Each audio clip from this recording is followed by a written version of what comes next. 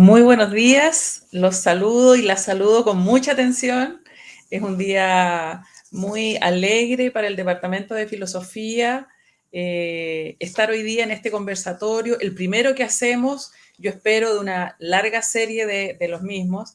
Así que les damos la más cordial bienvenida a esta actividad eh, del primer conversatorio de experiencias sobre enseñanza de la filosofía en pandemia. Esta actividad la hemos organizado en el Departamento de Filosofía de la Universidad de Santiago de Chile en el marco de su plan operativo de vínculo con la escuela 2020. Es de hecho nuestra primera actividad al aire y estamos muy contentos que estén todos ustedes acompañándonos. Me presento, mi nombre es Marcela Quevedo Romero. Yo soy la responsable encargada del vínculo con la Escuela de Pedagogía en Filosofía del Departamento de Filosofía de la Universidad de Santiago de Chile y en conjunto con Mariana Torres y algunas otras personas que nos acompañan, hemos hecho la organización de esta actividad que en estas circunstancias me ha tocado moderar.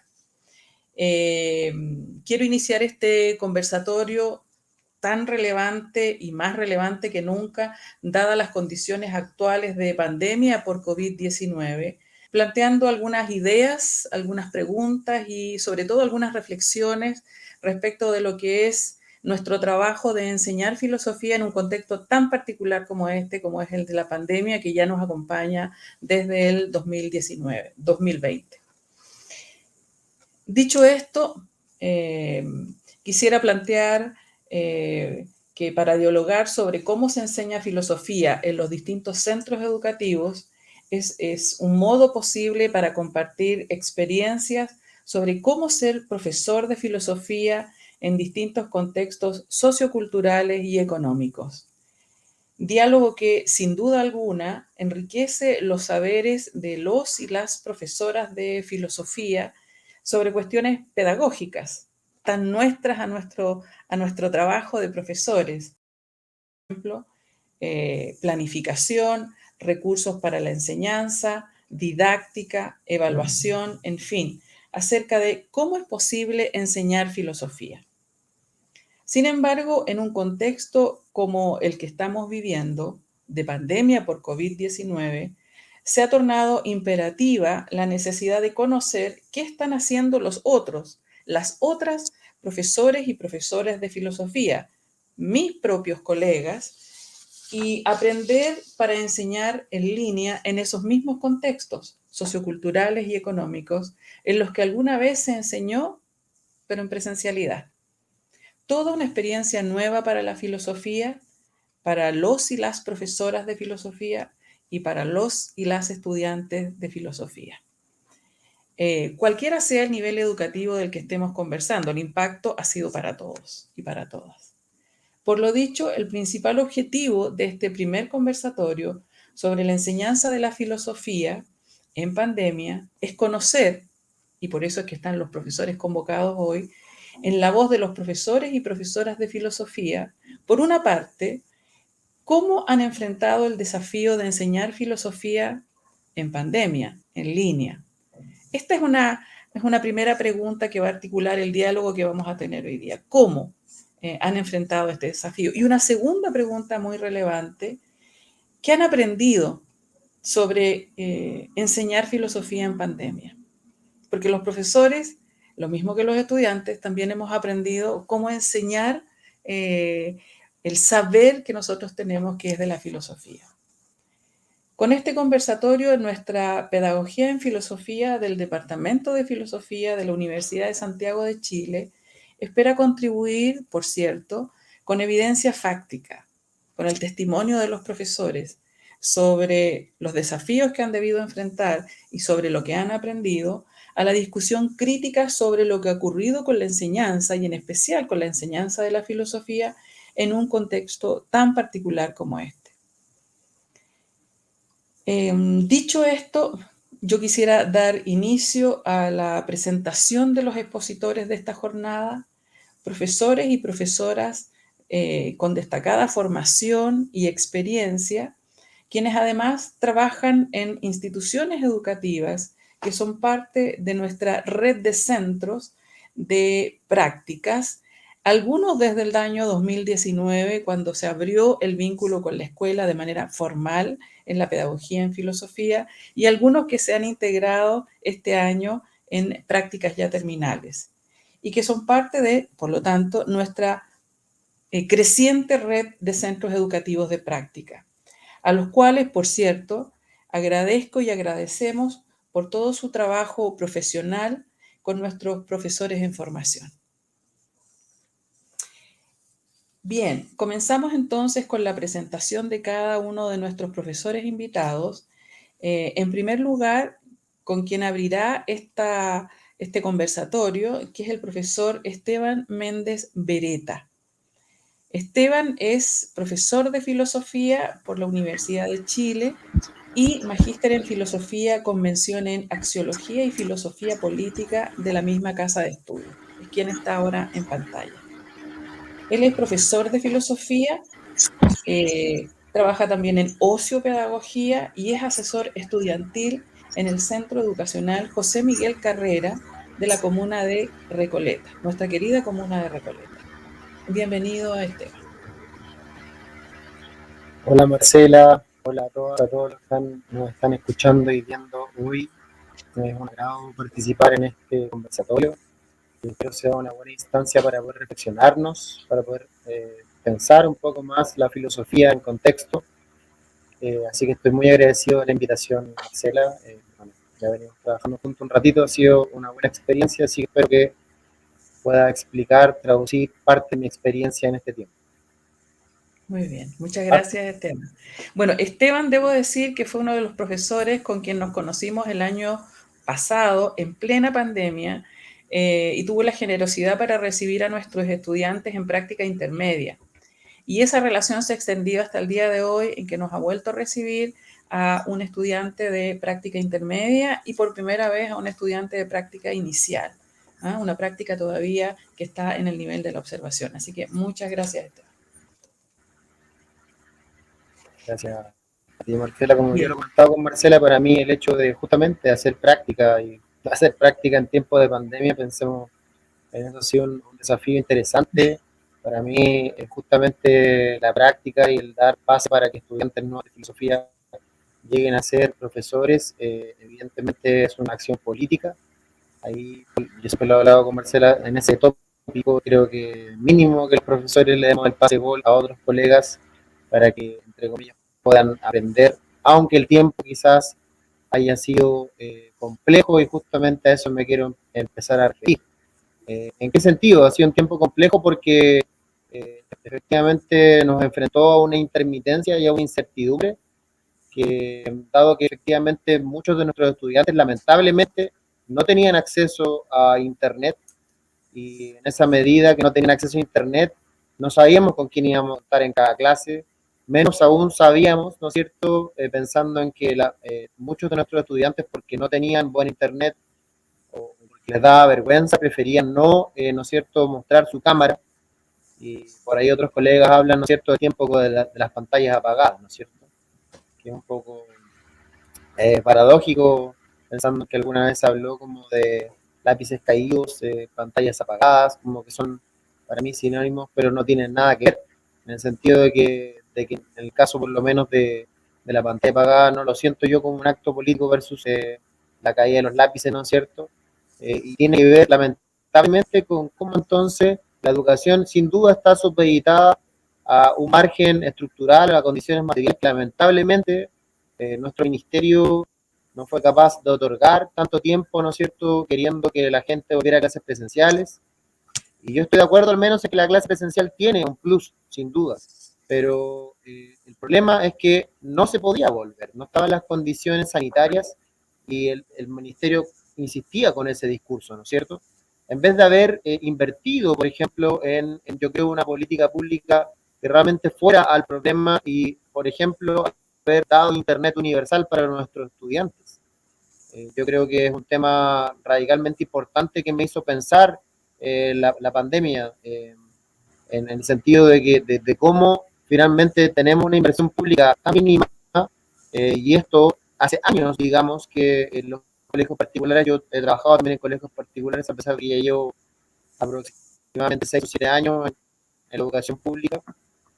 Eh, y en esos lugares hace mucho tiempo que están trabajando con Classroom, mucho tiempo que están trabajando con entonces clases virtuales, lo cual les dio sin duda como un puntapié para poder pasar de forma espontánea y rápida y sin problema a esa otra modalidad, ¿cierto? La cual fue el gran desafío de todos los profesores, yo creo, independientes, seamos de filosofía o de cualquier asignatura. Entonces, hay un tema ahí complejo, ¿no es cierto? Que entonces, como por un lado la pandemia nos enfrenta a esta intermitencia, incertidumbre, podríamos acercarnos, ¿no es cierto?, en filosofía como una especie de nada, ¿no es cierto?, una variable constante, a un cambio eterno, y por tanto a un no saber qué esperar. Entonces, en ese sentido, creo que nos exigió a los profes que pusiéramos todas nuestras capacidades, pusieran todas nuestras habilidades para poder hacer clases didácticas, ¿no es cierto? Pensando que igual nuestra mayor ocupación es el aprendizaje de nuestros estudiantes. Entonces nos hizo hacer de cada clase, como yo diría, muchos colegas también dicen, como un taller único. ¿Sí? La clase como taller único. ¿En qué sentido? Una clase que empieza y termina en sí misma y bueno, y si se tiene que repetir en parte la próxima porque llegan otros estudiantes, implicaba entonces una apertura también, yo creo, de los profesores a hacer eso. ¿Ya? Entonces una máxima flexibilidad docente y una máxima capacidad de pensar entonces a nada como una posibilidad para poder crear, ¿no es cierto?, algo nuevo también. Entonces yo siento que fue un tiempo de la paradoja, en el sentido de que estábamos ultra exigidos, pero al mismo tiempo también podíamos también tener un espacio de creación un poco más amplio. Ahora, esto choca, sí, evidentemente, con la ausencia del cuerpo, ¿sí? ¿No es cierto? Cuestión que hoy día está tan puesta en la contemporaneidad como eje tanto a hacer filosofía como del pensamiento en general. Y lamentablemente, claro, eso complejiza todo. Es otro elemento más de complejidad, el cual se pierde ante la pantalla apagada porque no podemos ver la reacción de nuestros estudiantes, porque no podemos ver efectivamente su movilidad, porque la silla misma, al estar aquí ahora, ¿no es cierto?, sentados en una forma particular, nos permite expresar a través de nuestro cuerpo nuestras ideas, ¿no es cierto? Entonces esa posibilidad, ¿no es cierto?, de tener un pensamiento corpóreo que exprese un poco más las ideas, ese puente no existió. Entonces, evidentemente que el diálogo socrático, el cual yo creo que es una de las metodologías que más ocupamos como profes, se ve impedido, porque ese diálogo socrático es con cuerpo, ¿no es cierto? Es con expresividad, no solo de una palabra desde la oralidad, sino también desde el lenguaje no verbal o paraverbal. Entonces ahí también creo que todos tuvimos que jugar con esa ausencia del cuerpo y algunos colegas lamentablemente cayeron en la ansiedad, ¿no es cierto?, de ese silencio, ¿no es cierto?, que para algunos se tornaba eterno o que para otros en el fondo era una posibilidad para hacer otras cosas. Y ahí emerge también, diría yo, la posibilidad de la escritura, ¿no es cierto?, donde aquel que no podía hablar, no quería hablar, tenía que escribir. Y ese tenía que escribir también como algo triste también, porque es como el único modo en el fondo donde podían quizás expresarse los chiquillos, excepto algunos que ya tenían algún manejo de la herramienta, ya sea Zoom o Meet, donde pudieron ocupar emoticones y otro tipo de elementos que también, sin duda, por último, podían aportar a comunicaciones mínimas. Ahora, pasando a otro tópico, creo interesante a pensar de qué ha significado la ciencia de la filosofía en pandemia para mí. Creo que también me dio una posibilidad importante, que es el poder haber hecho coeducación, codocencia con mi colega de música en mi establecimiento, a través de la clase de sociopedagogía, que es un taller que se da en toda Recoleta desde primero básico. ¿Ya? En ese sentido, ahí Recoleta tiene un plus, ¿sí?, porque a diferencia de otras comunas, pone en el centro de su modelo educativo a la filosofía, dándole un taller a los chiquillos de Recoleta en todos los colegios, en los 17 colegios de Recoleta, para poder aprender a pensar, aprender a imaginar desde chiquititos, de chiquititas. ¿Sí? Entonces, el punto es que en nuestro caso, con la profe de música, por suerte yo en realidad me he dedicado a estudiar música últimamente, compongo comparsas, toco trompeta, y en realidad pude hacer el puente directo con ella, no fue tan difícil, y el elemento común que tenemos, bueno, es la música como puente para la reflexividad, pero también el videoclip, ¿no es cierto? Por ejemplo, como dispositivo imaginario que permite, ¿no es cierto?, potenciar, quizás acercarnos a los estudiantes por un lado, a sus musicalidades, y también acercarnos eh, ¿no es cierto?, sus lenguajes musicales. Y desde ahí interpelar como quizás los imaginarios, podríamos decir, de sentido común, ¿sí? O los imaginarios como imperantes producto de la hegemonía, ¿no es cierto?, de un discurso en el margen de un modelo particular que es el neoliberal, ¿no es cierto? Entonces fue interesante con la profe poder hacer productos como cortometrajes, como eh, análisis de interpretación de musicalidades en relación a la contingencia, que de un otro modo, creo yo, terminaron haciendo algo así como a la clase de filosofía o de ocio con música, como un espacio de contraimagen. Le comentaba yo a las colegas que también van a exponer hoy día. Siento eso, siento que pensando en que hoy día hubo un tiempo, ¿no es cierto?, donde quizás la imagen, la televisión se centró mucho en el contexto sanitario, en el estallido desde un margen particular, quizás muy poco reivindicativo de como las luchas, sino más bien justamente estigmatizante de estas luchas, eh, dar a la filosofía o este espacio de ocio pedagogía con música eh, una relevancia en ese sentido también, creo, como de haber mostrado otras imágenes, pensaba qué ejemplo contarles, y recuerdo mucho que hubo un tiempo, ¿no es cierto?, donde, bueno, a principio de año, donde estuvo el momento de, del Día del Joven Combatiente, por ejemplo, que yo creo que es un tópico que deberíamos problematizar, que tiene que ver con el tópico de la violencia, pero particularmente de la violencia política. Y en cuarto medio hablé de ese tema.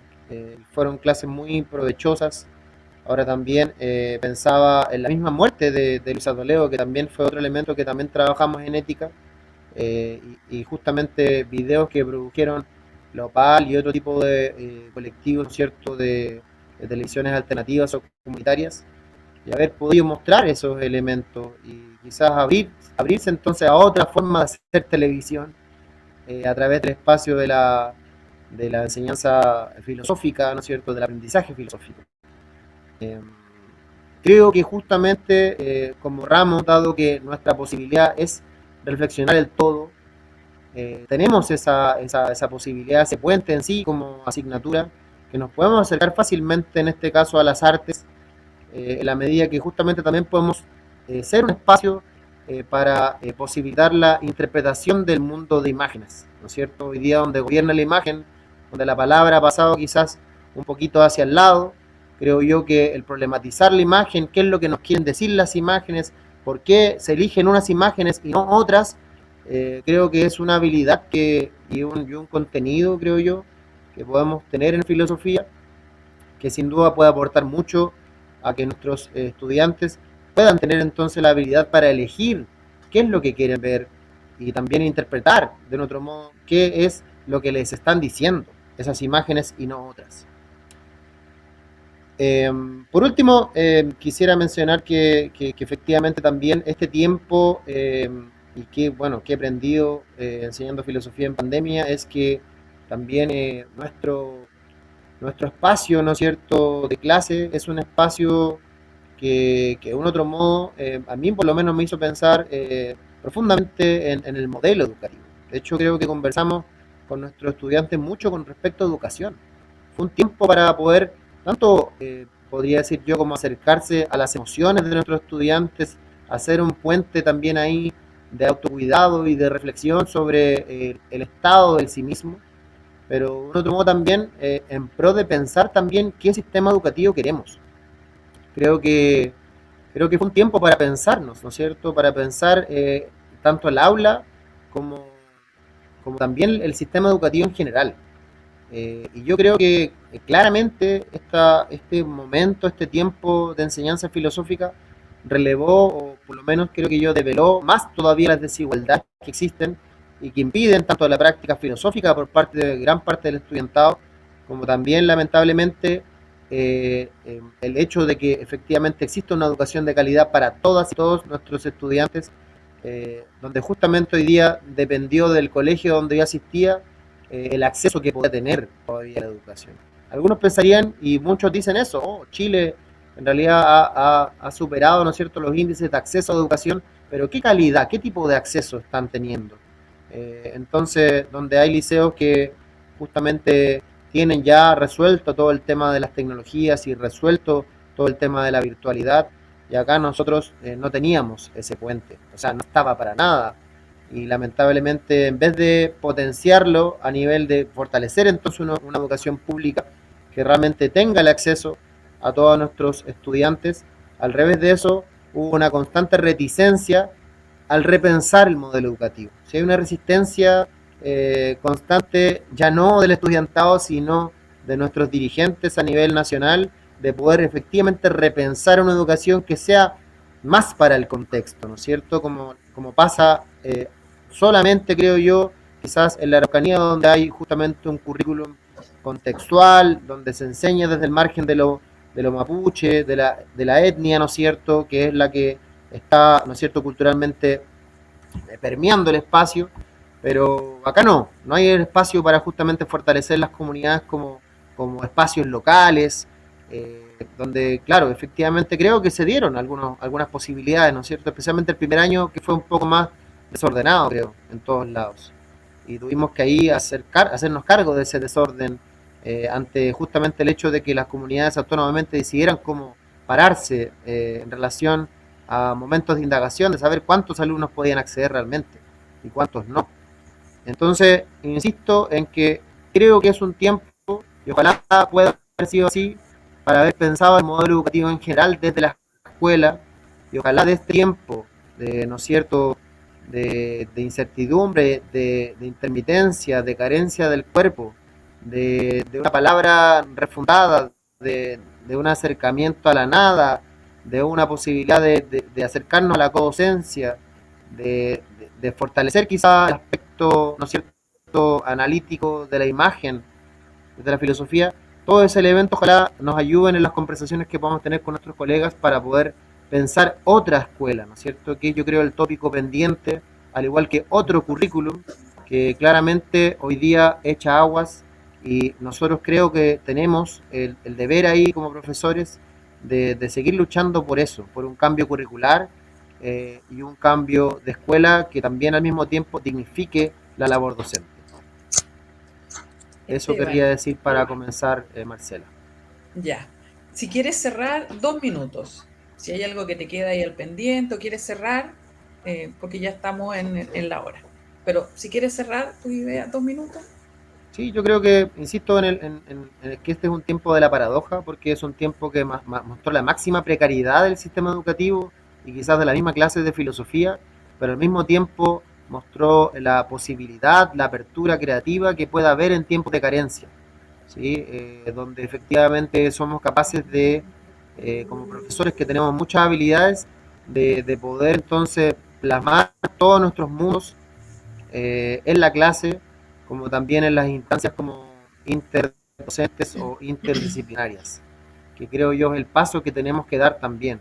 ¿Sí? Una clase de filosofía que no se conecta, creo, con los otros, una clase de filosofía que no se conecta con el contexto, una clase de filosofía que no se conecta con la vida de nuestros estudiantes, creo yo que es una clase de filosofía que no tiene sentido en estos tiempos, donde nosotros como profes tenemos que abrirnos más allá de la academia, efectivamente a hacer esta clásica palabrita, ¿no es cierto?, que tanto nos hablaron en la universidad, clases significativas, ¿sí? Y en ese sentido, también creo ahí que, aunque la clase a veces se abra a los pequeños mundos que son grandes de nuestros estudiantes, ahí estamos haciendo un gran trabajo también, ¿no es cierto?, cuál albañiles, cuál escultores de esos mundos también, que ellos, que ellas, que ellos pueden ir abriendo de a poquito, pero de a poquito, ¿sí? Porque efectivamente la educación emocional no existe y por ende no está tan fortalecida esa palabra con sentido y con emoción que nuestros estudiantes quizás quisieran decir. Bien. Eso, Marcela. Gracias, Esteban. Eh, Bien, te agradezco mucho tus respuestas a las dos preguntas que nos convocan. Yo creo que dan para una buena conversación ya cuando nos juntemos todos aquí en el vivo. Y por cierto, bueno, veamos qué nos dicen quienes nos siguen en esta transmisión, qué preguntas nos hacen. Así que te agradezco mucho, Esteban, de verdad. Nos vemos en un ratito más en la mesa compartida. Vale. Ya, muy bien. Bien, para continuar con nuestra segunda exposición, yo quiero presentar a la profesora Joana Orellana Troncoso. Ella es una de nuestras profesoras ya de larga data que nos acompaña en práctica profesional y este año por primera vez nos ha recibido a estudiantes en práctica intermedia y en práctica inicial, ¿sí? Joana es profesora de filosofía por la Universidad de Valparaíso y magíster en estudios políticos latinoamericanos por la Universidad Alberto Hurtado. Ella es profesora de filosofía y coordinadora del Plan de Formación Ciudadana y Liderazgo en el Colegio Centenario de la Comuna de Maipú. De Recoleta, ahora nos vamos a Maipú.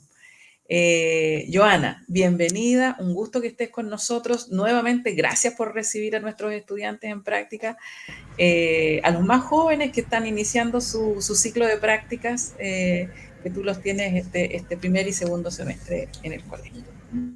La palabra es tuya, Joana.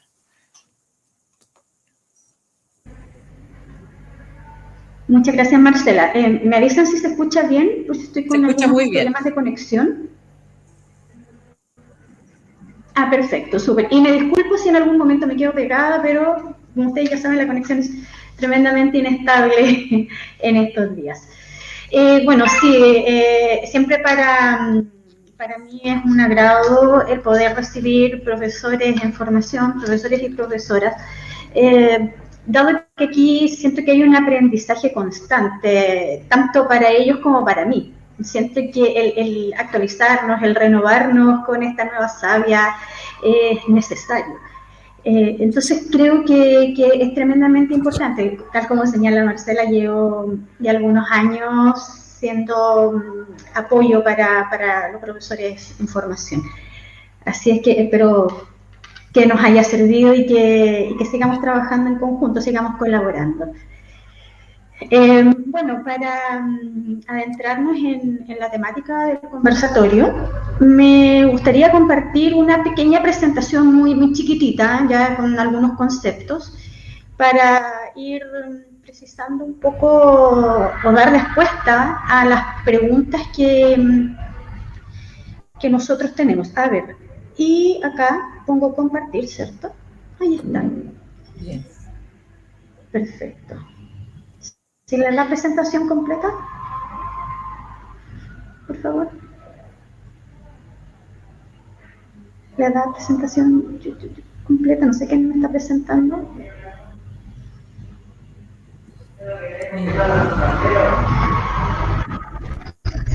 Sí, ¿le puedes dar la presentación completa? Bueno. Eso ya. Primero, al recibir la invitación a participar en este conversatorio, tenemos dos preguntas que nos hacen reflexionar y que creo que han sido constantes en el último tiempo. ¿Ya?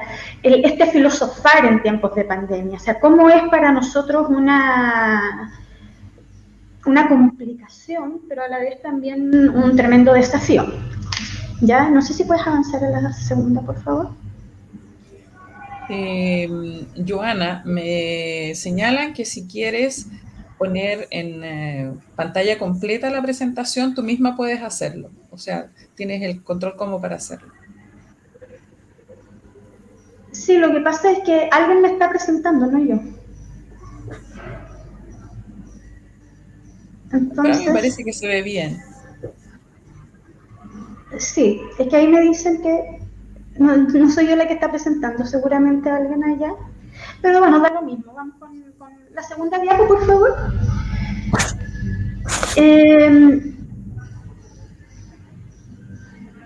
Entonces,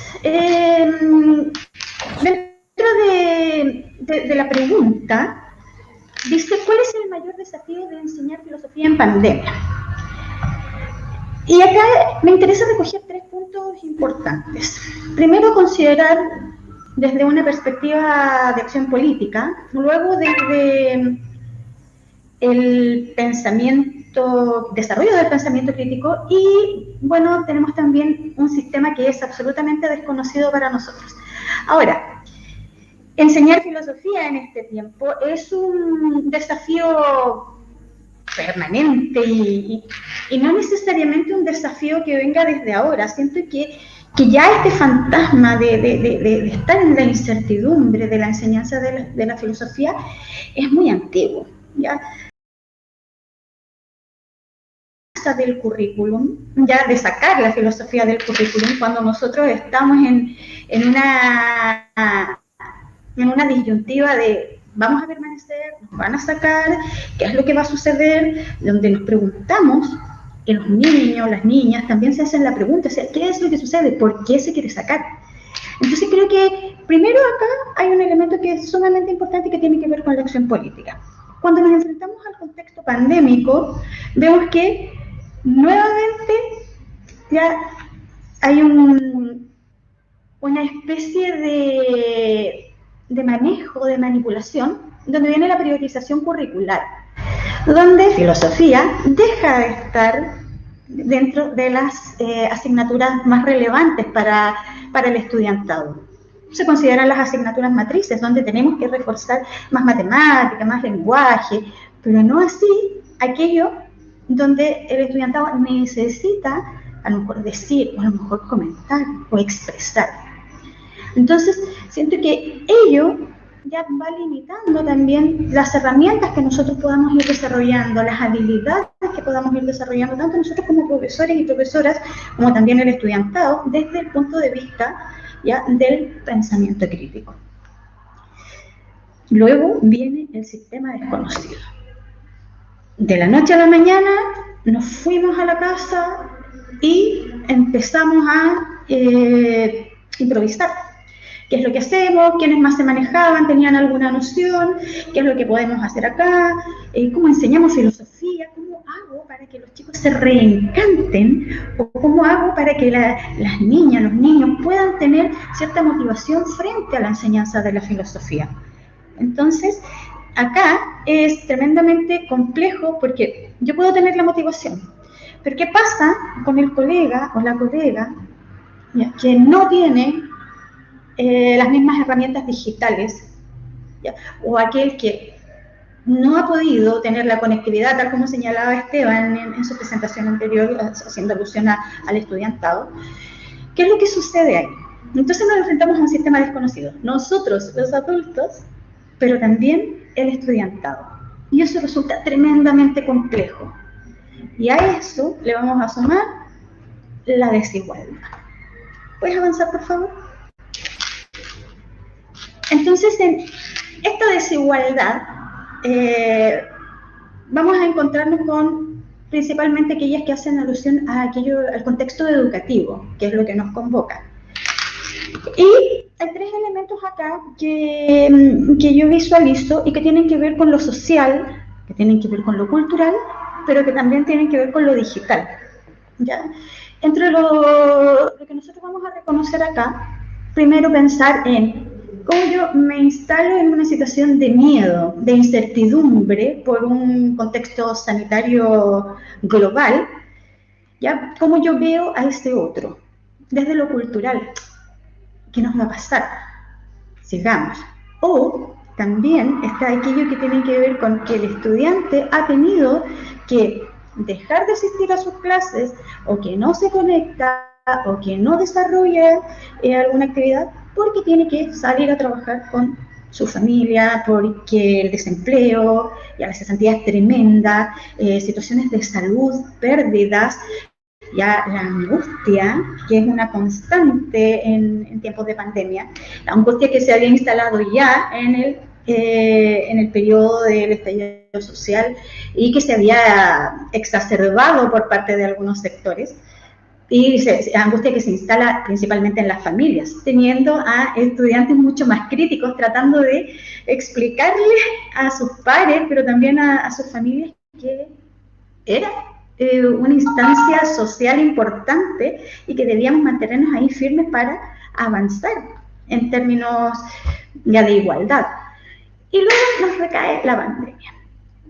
Acá yo pongo dos imágenes ya que son sumamente decidoras para mí, sumamente decidoras. Yo, bueno, y quienes están acá sabrán que, en carne propia, que los profesores y las profesoras de filosofía a veces tenemos que trabajar en 1, 2, 3 colegios para poder ya hacer el sueldo.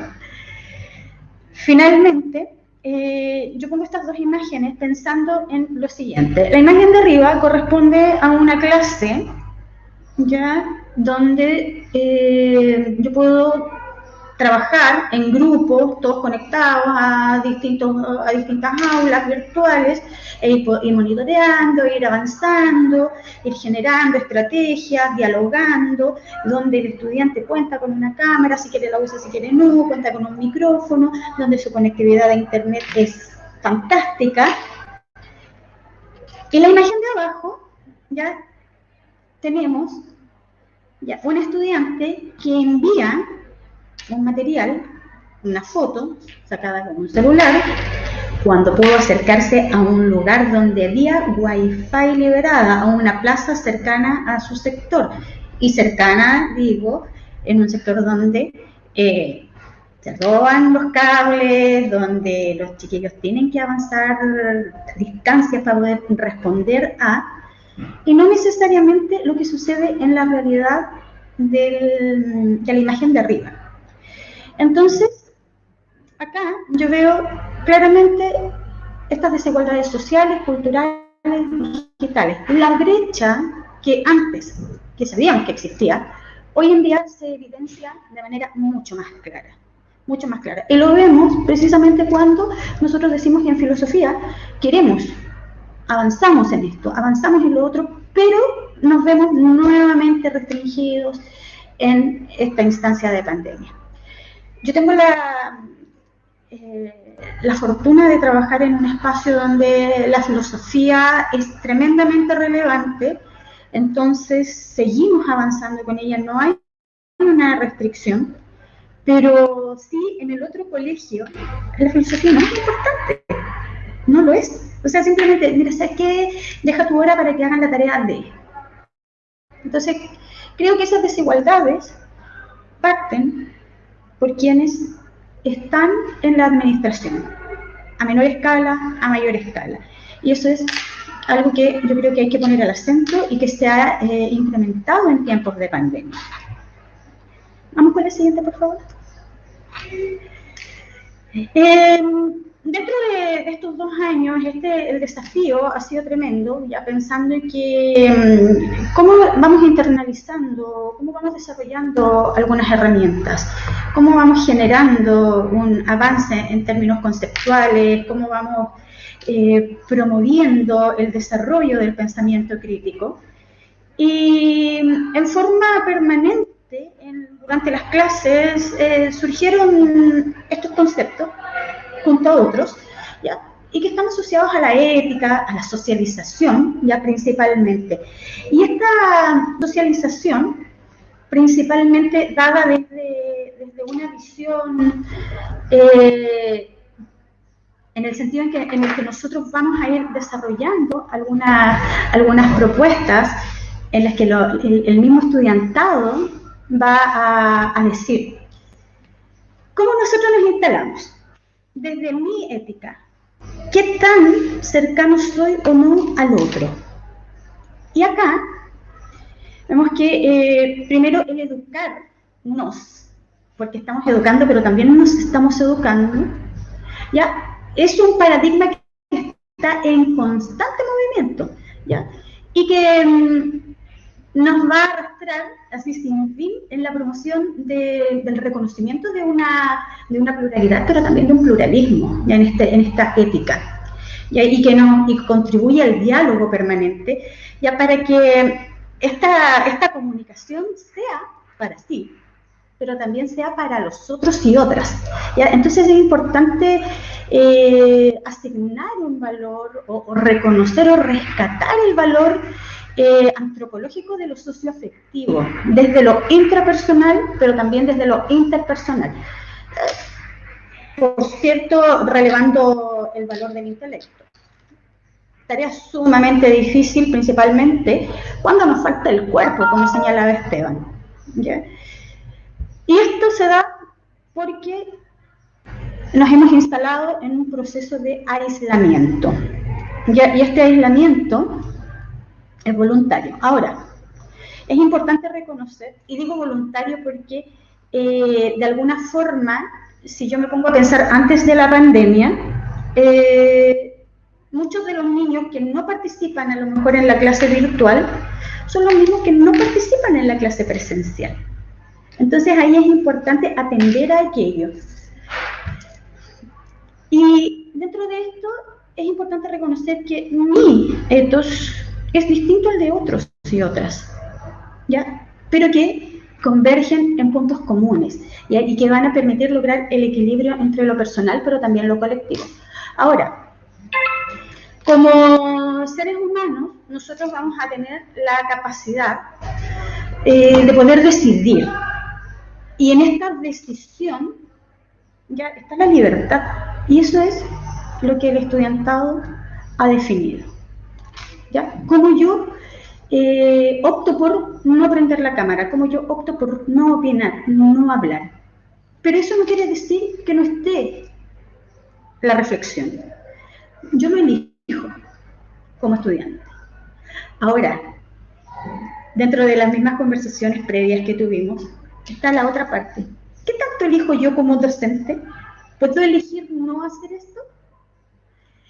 Entonces, el participar o no ya tiene que ver con las acciones, ya que a lo mejor van a tener van a ser producto de un inconsciente o van a ser movidas por el contexto, pero no necesariamente por la voluntad. O sea, me voy a arrastrar por la masa.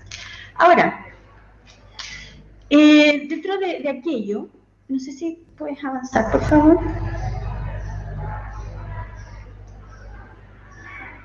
¿Si puedes avanzar a la última?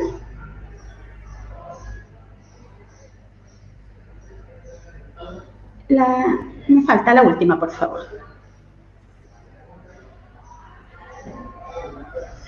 Bueno, la última, bueno, no está avanzado hacia la última, no sé si puedo. La última diapo de esta presentación tiene que ver con la última pregunta y dice, ¿qué hemos aprendido las y los docentes de filosofía en pandemia? Y acá yo destaco 4 puntos importantes. Uno que tiene que ver con el aprendizaje de las y los estudiantes. Nosotros hemos aprendido mucho de ellos y de ellas. No solo desde lo digital, sino que también desde lo personal. La solidaridad con el colega. El compartir. El criticarnos también. El aprender a decir, mira, ¿sabes qué? Yo reconozco que esto no está bien. El ser autocrítico. Creo que ha sido tremendamente relevante. Pero hay un elemento que yo destaco mucho y que tiene que ver con el trabajo en red, el trabajo colaborativo, el trabajo cooperativo. Y esto es algo que a mí me ha movilizado durante mucho tiempo y que tiene que ver con el cómo yo construyo con el otro, con la otra, cómo yo vinculo las asignaturas, cómo yo me posiciono, cómo yo recupero el terreno que he perdido ya dentro de la docencia, y no hablo de Giovanna Orellana, sino que hablo de docente de filosofía, cómo voy y trato de tomar ese espacio que se le ha entregado a otros. Entonces este trabajo en red, yo lo considero ya como una conexión, tal como lo señala Ulloa y Mendoza, una conexión fundamental en la construcción de las sociedades. Y en esta construcción de las sociedades es que es importante que nosotros, en el desarrollo del pensamiento crítico, seamos capaces de avanzar en aquello que tiene que ver con lo social. Y esto nos lleva al mejoramiento de un sujeto consciente.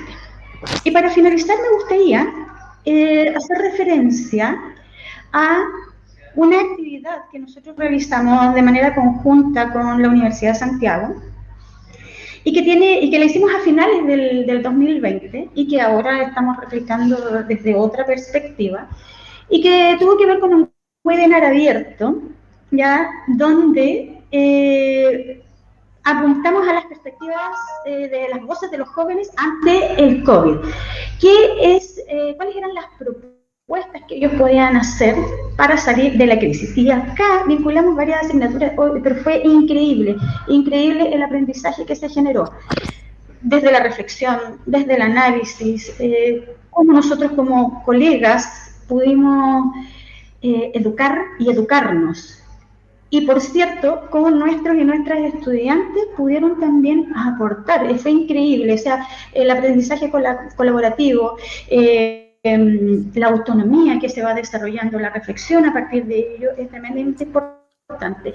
Acá fuimos apoyados por el Departamento de Historia, pero yo también recibí mucho apoyo por parte de mis practicantes de filosofía en la construcción de este proyecto. Entonces, el trabajar y monitorear fue algo que yo reconozco, valor, aprecio y también internalizo, porque finalmente acá, si nosotros no trabajamos en equipo, siento que volvemos a caer en el individualismo instalado ya desde la educación tradicional. Y creo que desde lo que nosotros somos debemos alejarnos de aquello, debemos acercarnos más a lo que nos permite rodearnos del aprendizaje de ellos, que el aprendizaje sea dialógico, que haya una comunicación dialógica, que exista también, que se rompa ese modelo del maestro que está acá arriba, ¿ya? Y el aprendiz que está acá abajo, sino que en algún momento logremos equilibrar. Eso, Marcela. Muchas gracias. Muy bien. Joana, lo mismo que con el profesor Esteban. Si quieres cerrar, precisar, acotar algún punto, 2 minutos. Y con eso terminamos.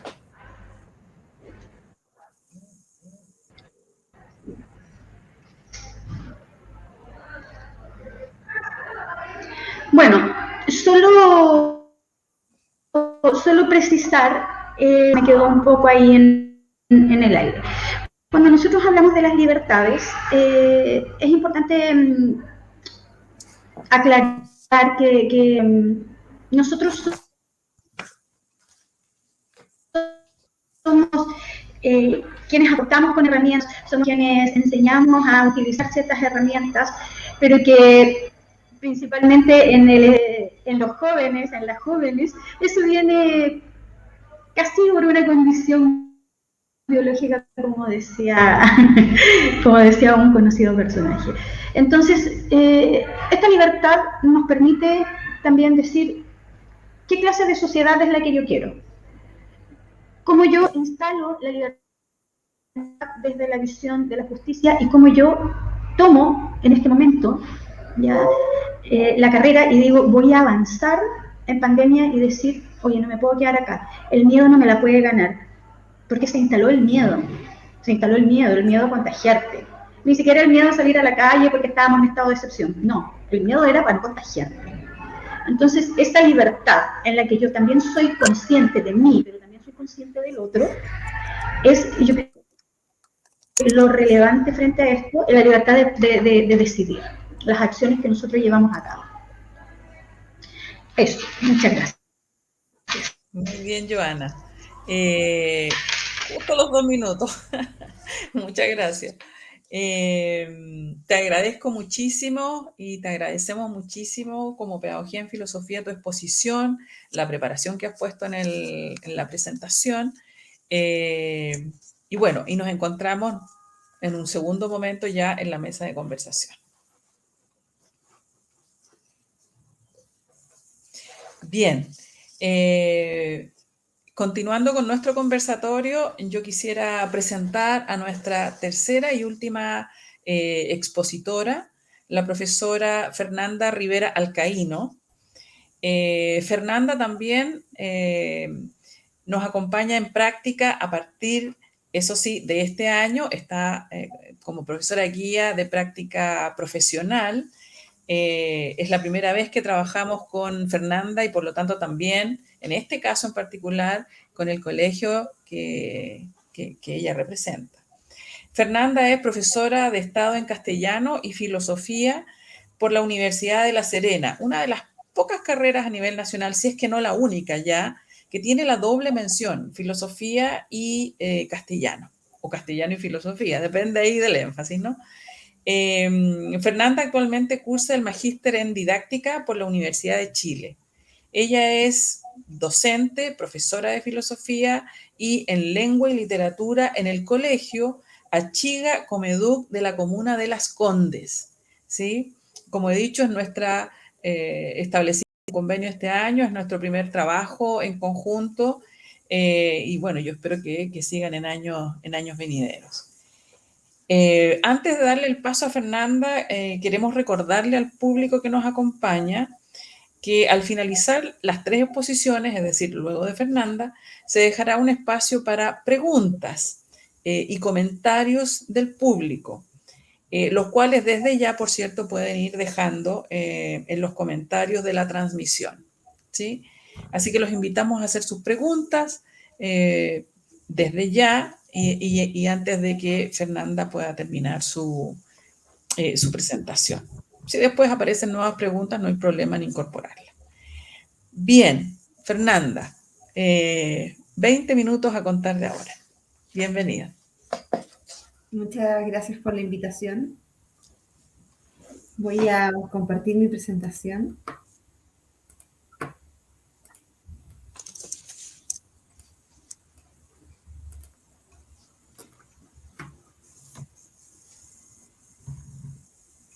Bueno, yo hoy día les quiero hablar de la enseñanza de la filosofía en pandemia, pero desde mi vivencia personal, desde mi experiencia. ¿Qué entiendo por pandemia? Es importante señalarlo. Yo sé que todos sabemos que esta pandemia implica, ¿cierto?, una pandemia mundial actualmente en curso, que ha sido afectada por el virus del coronavirus, pero eso es desde el punto de vista de salud, desde el punto de vista emocional, diría que tiene ciertos rasgos de incertidumbre, de angustia, pero también de aprendizaje y por ello mismo crecimiento. ¿Por qué lo digo? Porque creo que es importante mencionar que este espacio ha sido un tremendo espacio de aprendizaje y de crecimiento personal como docente, que sin duda ha cambiado la forma en que pensamos la educación en algún momento. Ha sido definitorio en cómo entiendo y cómo pienso la educación hoy, que quizás no hubiese tenido ese giro si no hubiésemos estado ante estas ausencias que ya vamos a nombrar durante esta presentación.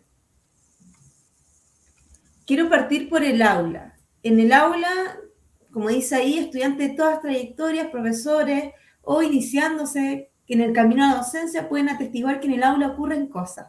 Pasa algo allí. Y ese algo está gestado por estudiantes docentes que dejan cuerpo, cognición y espíritu en sus pasos. En el aula circulan no solo saberes. Aunque es un espacio intencionado para el aprendizaje, ocurren muchas cosas. Y esas cosas están medidas por un cuerpo, que es lo que mencionó también Esteban y Joana. Y ese cuerpo es tan importante porque es aquel que motiva o media la interacción didáctica que tenemos en el aula. Esta interacción didáctica que tenemos en el aula se ve interrumpida entonces por esta pandemia que nos obliga de cierta manera a modificar la forma en que hemos estado presentes. ¿Y qué ocurre con la interacción didáctica entonces si es la falta del cuerpo? Entendamos que la interacción didáctica tiene relación con la comunicación, es un espacio intencionado, ¿cierto?, para el aprendizaje en el cual uno se comunica. ¿Cómo comunicarse sin el cuerpo? Bueno, en el caso, yo hablo de mi experiencia personal y desde el colegio en que yo he trabajado. Nosotros trabajamos con varias plataformas. Hemos tenido la suerte, digo la suerte porque entiendo la compleja situación país, de que nuestros estudiantes sí han tenido adhesión al proceso. Y han tenido adhesión al proceso porque el colegio también ha entregado los medios para aquellos estudiantes que no tienen todos los medios posibles para la conexión. Se les carga el chip, se le entregan tablets, ciertos elementos que ayudan a su aprendizaje. Entonces, hemos tenido la suerte que no todos los colegios han contado de manera muy desigual acá en Chile. Entonces, ¿cómo asistimos? Tenemos ciertos medios tecnológicos que nos permiten, y con ello participamos en clase a través de, yo creo que todos hemos tenido clases virtuales a través de Zoom o a través de Meet. Nosotros hemos trabajado a través de Meet. Pero, ¿qué sucedía? Yo entraba a la clase, tenía mi clase preparada, todo súper ordenadito, en 5 pasos, claro, mi planificación, y no me respondían. Y llegaba y veía cámara apagada, micrófono apagado, algunos escasamente respondían por chat. ¿Qué pasaba ahí? ¿Cuáles son las condiciones que posibilitan una clase en el silencio? Entonces empezamos a buscar formas, porque no podíamos quedarnos ante esa situación. De hecho, hubieron muchos memes que también se publicaron en algunas páginas, que creo que todos lo hemos visto, que parecían clases casi de espiritismo, en las que uno hablaba y nadie respondía. Ante esa situación, nosotros nos abocamos en 3 plataformas: Nearpod, Mentimeter y Padlet, que son las que más utilizamos. Son 3 aplicaciones que permiten, Nearpod permite presentaciones en tiempo con actividades interactivas en tiempo sincrónico. Mentimeter también permite encuestas y responder encuestas o preguntas en tiempos sincrónicos. Y Padlet es una especie de pizarra o tablón colaborativo que también se trabaja en tiempo real. Ahora, tenemos esto, pero es curioso porque si no nos responden en la casa, uno diría, no nos responden en las plataformas, pero no respondieron en las plataformas. Entonces ahí nosotros teníamos un espacio para poder hacer la clase, y sí se daban las condiciones, no obviamente comparado con la presencialidad en ningún caso, pero teníamos también esa realidad de que no nos respondían al micrófono abierto. ¿Qué pasaba ahí? Tenemos una clase que estaba mediada por aplicaciones y que ha sido una forma en que tuvimos que adaptarnos a estas nuevas circunstancias. Entonces, ¿cuál es el problema de estas aplicaciones? Que permiten el anonimato.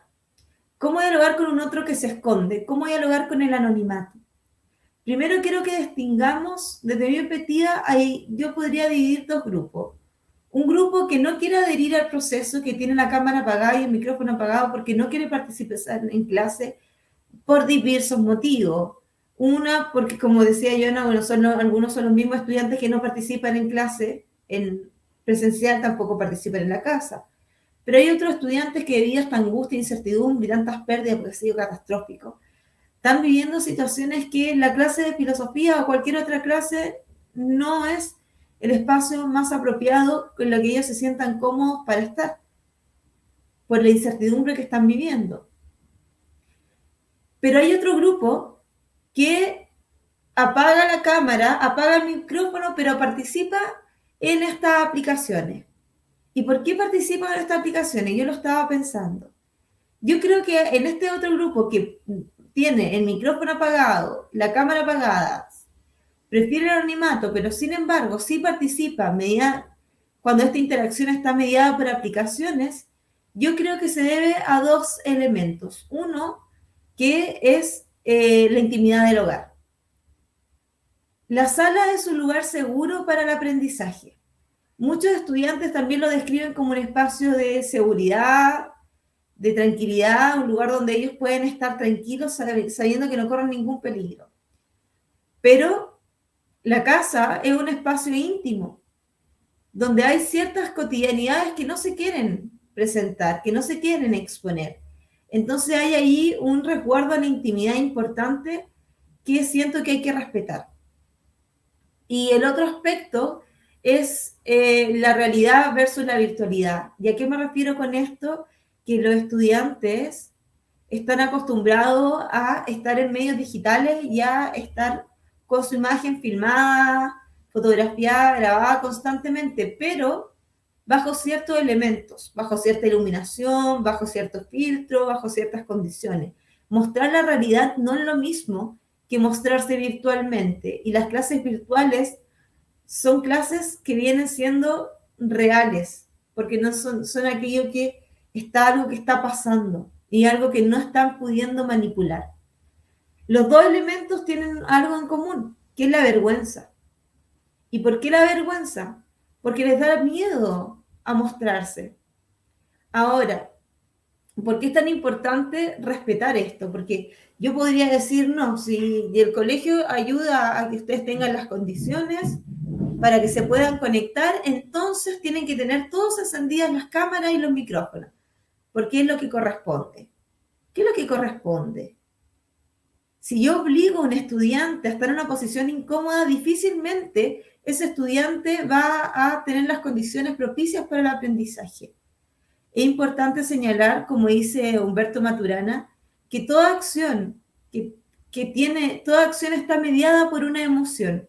Si esa emoción es negativa, entonces ese individuo no va a llevar a cabo actividades creativas. Si ese individuo no lleva actividades creativas, no voy a poder problematizar la realidad ni plantear un diálogo filosófico. Entonces, ¿puedo dialogar con el anonimato? Puedo dialogar con el anonimato, pero no puedo dialogar con un estudiante que se siente incómodo, que se siente pasado a llevar, que se siente vulnerado. Yo tengo que resguardar siempre su seguridad. Así que puedo hacer ese esfuerzo de dialogar con un anónimo que yo sé que está presente, que puede ser uno de mis estudiantes. No sé cuál exactamente, pero sé que es uno de ellos y respetar su intimidad y no forzar en pro de su aprendizaje.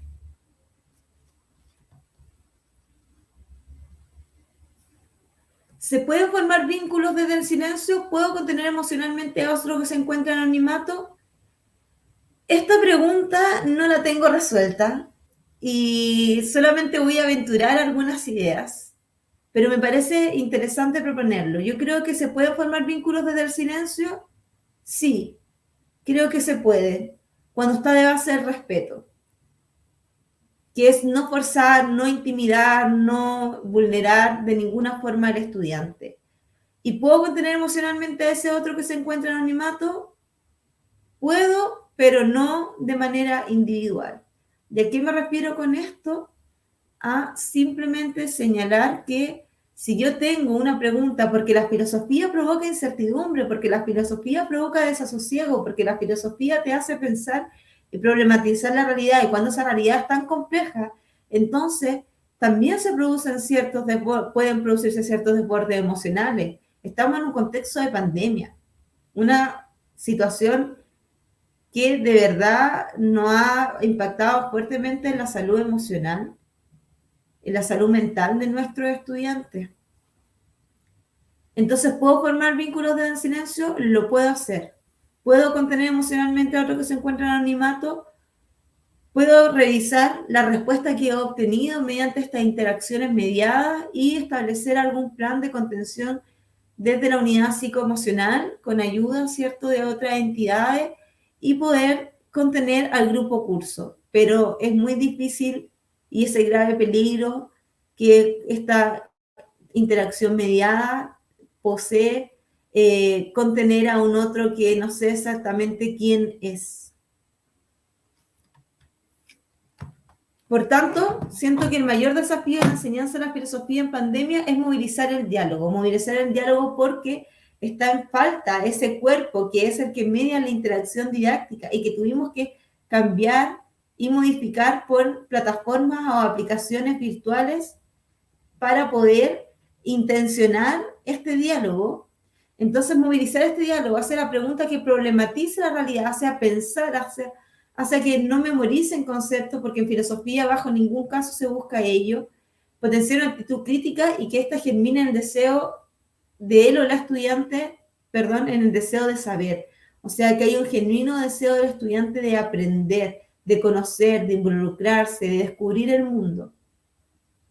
Es muy importante señalar que la priorización curricular en filosofía toma dos temáticas muy importantes. En primera instancia toma el quehacer filosófico, que es es filosofar, que es pensar, que es movilizar el diálogo. que es esencial en la problematización de la realidad. Y por otro lado, toma el eje de argumentación de lógica formal e informal, que es cómo argumento, cómo yo me presento, cómo yo no parto con un monólogo, sino que la razón es dialógica, no monológica, no es una mera opinión, es una argumentación. Yo desplazo mis pensamientos, los movilizo, despliego sentidos y saberes. Eso es el principal desafío. Movilizar el diálogo donde pareciera que fuera estéril, pero no. Nosotros creemos que no nos escuchan, nosotros creemos que no están presentes, pero están. Alguien decía por ahí que era como un matinal. Estaba la clase como un matinal. Y nosotros creemos que nadie nos escucha, pero en realidad el matinal está ahí y la interacción se está produciendo, no como la planificamos claramente, pero sí hay una clase que se está haciendo y que se está desarrollando y que tiene en el estudiante una influencia. Y esperemos que sea esta hacia una actitud crítica y movilizadora.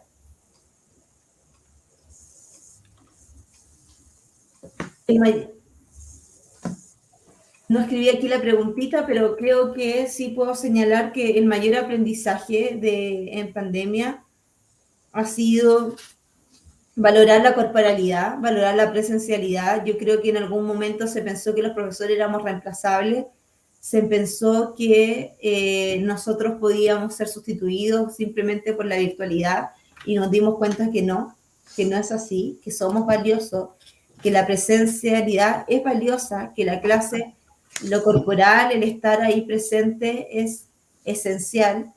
Y la importancia del diálogo, que uno lo daba casi por sentado porque en clase se conversaba y siempre se hablaba y hasta una vez pedía que se hiciera silencio, pero pucha que cuando hay mucho silencio que se extraña ese ruido, que se extraña esa viveza, que se extraña esa participación, que se extraña ese diálogo, que se extraña ese mundo por descubrir, por vivenciar, por experimentar, por ser parte de un proyecto importante en sus vidas. Y creo que eso ha sido uno de los mayores dolores, el sentirnos ignorados muchas veces y sentir que no hacemos falta cuando nosotros queremos entregar tantas cosas positivas a nuestros estudiantes.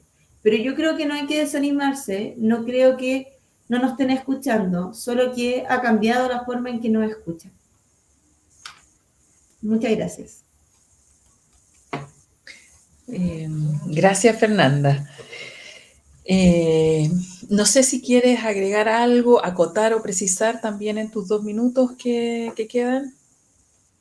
Sí, solamente me gustaría precisar un elemento muy importante que tiene que ver con la emocionalidad, que es importante en este periodo no forzar a los estudiantes porque las emociones negativas no nos van a traer nada positivo. La emoción negativa va a germinar en una acción poco creativa y si no hay creatividad no hay forma de filosofar con el estudiante. Entonces creo que tratar de hacer lo más simple la vida al estudiante, a él o la estudiante, es esencial como la base de todo pensamiento creativo y de todo aprendizaje. Bien. Bueno, ya hemos conversado sobre los temas que has planteado y ahora que los has vuelto a plantear, y claro, he quedado también reflexionando acerca de algunos puntos que yo espero podamos conversar aquí en la mesa compartida, pero además con quienes nos están siguiendo en la transmisión. Bien, muchas gracias, Fernanda. Ha sido muy interesante e importante lo que tú has planteado respecto del diálogo, el anonimato y la emocionalidad. A ti y a los demás expositores yo les quiero agradecer por acompañarnos hoy. Ha sido un honor contar con ustedes. Y con tu exposición cerramos el primer momento de este conversatorio, que es el momento en que ustedes plantean sus ideas.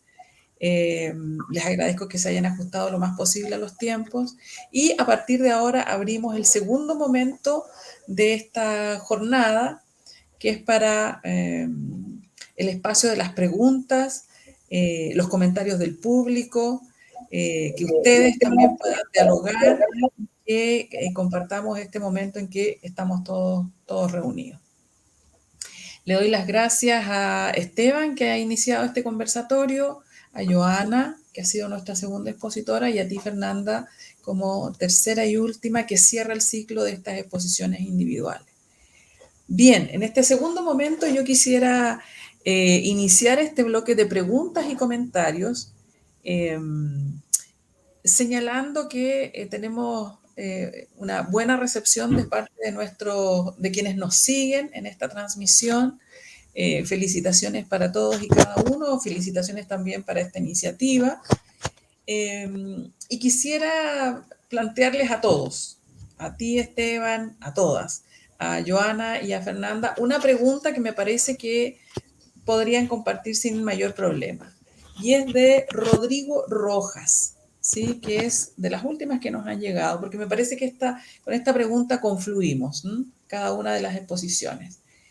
En su experiencia, compartiendo con una generación de adolescentes nativo digital, ¿qué tipo de nuevas problemáticas o desafíos han debido enfrentar desde su experiencia no nativa digital como educadores? ¿Sí? Algo por ahí atisbaba Fernanda, pero me parece que esta pregunta es más específica todavía, que alude, como dice Rodrigo Rojas, a los nativos digitales versus los no nativos digitales, que somos nosotros los profesores y que hemos ido aprendiendo en el camino. ¿Sí? Bien, Esteban, parte nomás, ningún problema. Bueno, hola de nuevo. Yo quería mencionar dos experiencias. Una, que el tiempo de pandemia, cuando estuvimos, ¿no es cierto?, online, me pasó que en dos cursos, en primero medio y en segundo medio, había un estudiante que se manejaba tanto en estos espacios que era capaz de crear a través de un programa con una como fake voz, así como computacional, extraño. Entonces, en realidad era como raro, porque en realidad, como decía por ahí eh, la compañera Fernanda, como que en el fondo había una persona que era completamente desconocida para mí, un anónimo que además incluso era como casi como un bot, así. Era como rarísimo, o sea, estar hablando con una persona que era como un programador. Bueno, ahora por suerte conocí a esas personas y darme cuenta de la distancia que hay entre esa forma de hablar que tenían por ahí y esta otra. También, bueno, me genera esa dualidad de pensar que las personas podemos tener como muchas formas de expresarnos. Y dentro de todo tampoco fue tan mal, sí, realmente fue como que finalmente llegué acá y no conocía ni su voz, ni su cara, ni nada, y era como ahí entonces el desafío es también como nos adecuamos entonces a esa civilización. No creo que sinceramente yo me abro a decir que no ocupar esa voz fake mientras y lo otro tiene que ver con el problema del celular, siento yo. O sea, como el dispositivo más a los estudiantes a sus celulares. Eh, Siento que si ya estaban conectados, ahora se conectaron aún más. Entonces, ahora el problema es que cuesta, ya si antes costaba que se despegaran, ahora están pero ultra pegados, es como parte de su cuerpo ya. Este tiempo, y como que no.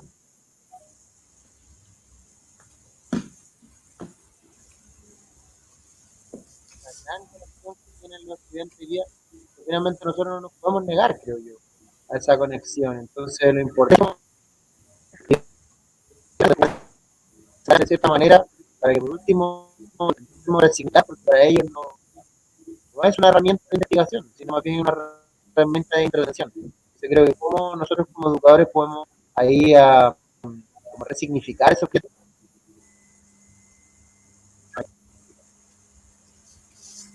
¿Cómo podemos resignificar ese objeto que es el celular? Es una gran tarea y ojalá podamos hacerlo. Bien. Le damos paso a Fernanda, que también quiere contribuir a la respuesta a la pregunta que nos han planteado, de Rodrigo. Ya. Bueno, primero señalar que creo que aunque no seamos nativos digitales, como comunidad, como colega, hemos aprendido a apoyarnos enormemente y nos hemos ido enseñando unos a otros, porque cada uno fue aprendiendo, unos más rápido, otros más lentos, pero así de manera colaborativa nosotros pudimos ampliar nuestro conocimiento respecto a las plataformas digitales. Ahora, yo tengo un pero, ¿y cuál es? Aunque los estudiantes sean nativos digitales, no significa que sepan utilizar adecuadamente todo lo que tiene que ver en la red. Y con esto me refiero a que los chiquillos sí son nativos digitales, pero para redes sociales. Ha sido tremendamente complejo con ellos tener que enseñarles a utilizar Classroom, a utilizar estas aplicaciones. Sí aprenden, claro, rápido, porque son jóvenes y tienen la capacidad y todo lo demás y todas las condiciones. Pero ellos no lo sabían. No sabían utilizar estas plataformas, entonces, de cierta forma, estuvimos aprendiendo juntos. Ellos también cometían ciertos errores, nosotros también nos estamos avisando, profesora sabe que yo envié el formulario, pero no llegó, ¿qué pasó? Revisemos, veamos, aprendamos juntos. Entonces, no es que no hayan llevado, de cierta manera, a la delantera, sino que fue un aprendizaje en conjunto. Y creo que eso es súper importante señalarlo, porque hay una idea de que los estudiantes tenían todo manejado digitalmente y no es así. Y que los profesores no sabíamos nada, tampoco es así. Fuimos aprendiendo ambos en conjunto y eso posibilitó de que se pudiese lograr lo que hemos instaurado, porque ha sido todo un sistema digital. O sea, yo la verdad es que tengo colegas que me saco el sombrero por ello, porque encuentro que han hecho cosas increíbles, mucho mayor que yo y fabuloso. Pero porque ha sido un aprendizaje en conjunto, de manera colaborativa con los colegas y con los estudiantes. Porque si tampoco hubiésemos tenido el feedback de los estudiantes, profe, ¿sabe qué usted hizo? Lo subió, pero no lo subió de esta manera. Entonces no lo pude ver, no lo puedo compartir. Si ellos nos hubieran estado avisando cierto error y nosotros ir modificando, tampoco hubiésemos podido avanzar. Bien.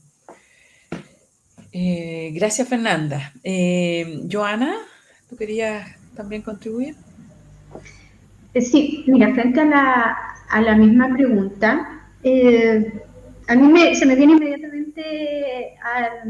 a la memoria la teoría comunicativa de Habermas, cuando habla de la interacción comunicativa, y que tiene que ver precisamente cuando yo hacía referencia hace un momento, y bueno, lo que han señalado también mis colegas acá, es en ese contacto con el otro, en el momento de la confianza, en el que yo me instalo y me sitúo como no nativa digital, pero sí que he tenido un aprendizaje a lo largo del tiempo y que obviamente se ha ido incrementando gracias a los nativos digitales, y aquí son precisamente las y los estudiantes. Creo que es relevante ahí el recoger lo que señalaba Fernanda en su presentación en cuanto a la emocionalidad, o sea, cómo nosotros nos relacionamos con ese otro, cómo ese otro también nos reconoce como un igual, ¿ya? ¿No? Como un ser humano, como alguien que forma parte del círculo, ¿ya? No alguien que está por sobre, ni él tampoco está por debajo, ni ella. Entonces creo que eso, las relaciones de confianza, la variable social que se juega acá, en el que este aprendizaje es colectivo, donde aprendemos, donde decimos, oye, enséñame cómo comparto pantalla, uy, chiquillo, ayúdenme a editar esto, por favor, uy, no tenía idea que funcionaba así, no, profe, tranquila usted, nosotros le enseñamos. Entonces, eso genera el desarrollo de esa confianza, genera también en el que yo me respeto a mí mismo, pero también respeto al otro. Y creo que eso es tremendamente relevante cuando operan situaciones que pueden ser absolutamente complejas cuando se trata de exponer la vida del otro y de la otra. Ya lo conversábamos ya hace un tiempo, en el momento en el que yo prendo la cámara en mi casa y se ve atrás lo que yo tengo, o si ilumino el fondo, o lo que sea, yo expongo mi vida. Entonces ahí estoy poniendo en la mano del otro ya la confianza, y a su vez el otro también lo hace conmigo.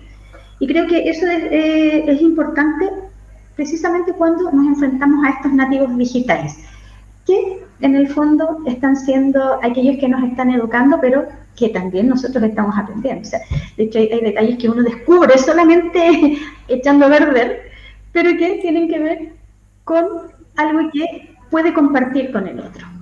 Y creo que eso es lo que hemos ido ganando en este espacio. Yo creo que el aprendizaje ha sido sustantivo en esto. Bien. Bueno, yo les quiero compartir un comentario que podemos transformar en pregunta a partir de la exposición de Esteban y que ha planteado Elizabeth Andrea Muñoz Saldía. Ella nos ha puesto el énfasis en aprendizaje situado. No se puede separar el contexto sociocultural del aprendizaje. Es un comentario. Entonces, si lo podemos transformar en una pregunta es, ¿y cómo logramos, como profesores que estamos enseñando filosofía en pandemia, cómo logramos hacer o construir el aprendizaje situado, o también llamado, como dice Esteban, lograr esa conexión con el contexto, que fue parte de su exposición? Y cómo lograr también en ese mismo contexto la conexión con los estudiantes.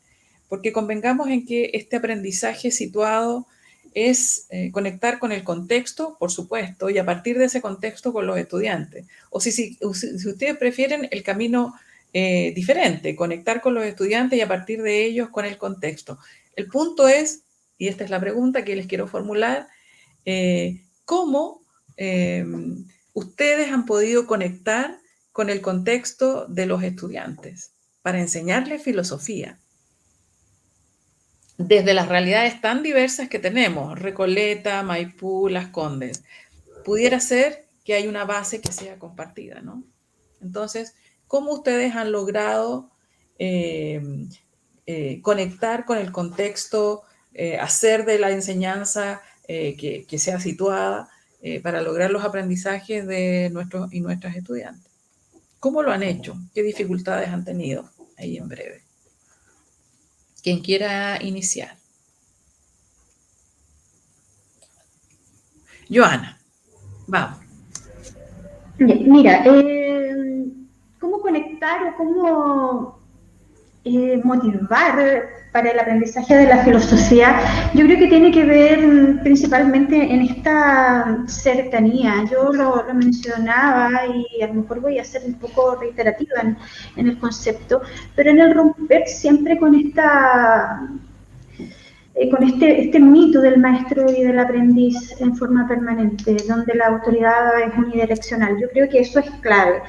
Ya desde el momento en el que nosotros somos verdaderos y honestos, el estudiante y la estudiante lo perciben.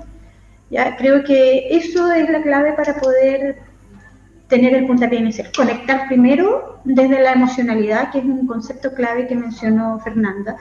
Y bueno, y a partir de ello, también situarnos en el contexto. Ahora, no olvidar que en este periodo de pandemia se ha generado un quiebre en el desarrollo emocional de muchos y muchas de nuestros estudiantes, y por qué no decirlo de nosotros mismos también. Y en esto, la conexión que nosotros vamos generando con ese otro, con esa otra, es el punto clave para mantenernos con un pie en tierra. Con un pie en tierra, por lo menos estar ahí vinculados y decir, hay algo que aprender, hay algo que yo puedo relevar de todo esto que me está sucediendo. Ya, si bien es cierto, a lo mejor no me motiva a conectarme ni a esta clase, que a mí me gustaba mucho, pero ahora no quiero. Algo me pasa o algo me sigue sucediendo cuando pido hablar con la profesora o el profesor de filosofía, que siento que es el que me entiende, siento que es el que me habla con la verdad. ¿Ya? Ahora, con esto no estoy señalando ni diciendo que los colegas del resto de las asignaturas no hablan con verdad, sino que creo que conectar desde lo personal, ya sin caer a lo mejor en la exposición, creo que es la clave para poder avanzar. Y te quiero agregar una pregunta más a modo de precisión, lo mismo que para Esteban y Fernanda. ¿Y qué contratiempos o qué dificultades tiene atreverse a romper, como dices tú, con el estereotipo del profesor, con el estereotipo del profesor que enseña, que está en una posición, y del estudiante que aprende, que está en otra posición? ¿Qué dificultades tú, por ejemplo, en tu práctica docente de filosofía has encontrado al respecto? ¿Sabes que yo creo que el principal contratiempo o dificultad no viene del estudiante, sino que viene desde los sistemas tradicionales establecidos? Yo creo que el tener que cumplir con ciertas metas, el tener que responder o el tener que mantener la pega, porque, no sé, la entidad ministerial te sugiere que tienes que hacer esto, que tienes que hacer lo otro, va limitando un poco y va generando que nosotros como profesores y profesoras no vayamos aislando, y en algunos casos se va desarrollando una competitividad irracional que no tiene por qué ser cuando estamos construyendo en el aprendizaje. Entonces yo creo que ese sí es el principal contratiempo, ¿eh? Yo creo que va de la mano con este sistema tradicional y que está instalado, este sistema individualista, donde yo, profesor, profesora, no reconozco cuando me equivoco o cuando me desconozco algo, o tengo temor a que si llega alguien que sabe un poco más que yo pueda ponerme en riesgo. Y eso es, o me está quitando el afecto de mis estudiantes, porque a veces eso funciona, pero por estos sistemas tradicionales instalados. Profesor, usted póngase las pilas, usted es el que manda en la clase, usted no es amigo, usted no tiene por qué tener este tipo de comunicación tan cercana. Y eso es, siento que el principal contratiempo en nosotros, el poder seguir bajo este alero de sistemas tradicionales. Y por otro lado, el temor que nosotros tenemos instalado como profes siempre. Ese temor que dice, mira, algo me va a pasar acá si yo hago esto, el no atreverme. Ese es el principal contratiempo que yo observo ahí. Gracias, Joana. Bien, Esteban, no sé si tú quieres también intervenir en la primera pregunta y en la acotación que he planteado. Bueno, yo creo que en mi caso, por lo menos, yo he tratado de siempre tomar en cuenta la comuna en la cual se encuentra el establecimiento. Creo que de la comuna o desde el lugar donde las personas viven, preguntarles directamente de qué comuna vienen, cuáles son sus barrios, cuáles son los lugares que más frecuentan. Incluso creo que es relevante en este sentido, y yo por lo que trabajar con la salida pedagógica. Y creo que, aunque es jodido, aunque hay que pedir permiso a la provincial, creo que es importante que nosotros tratemos de que los chiquillos conozcan más su comuna.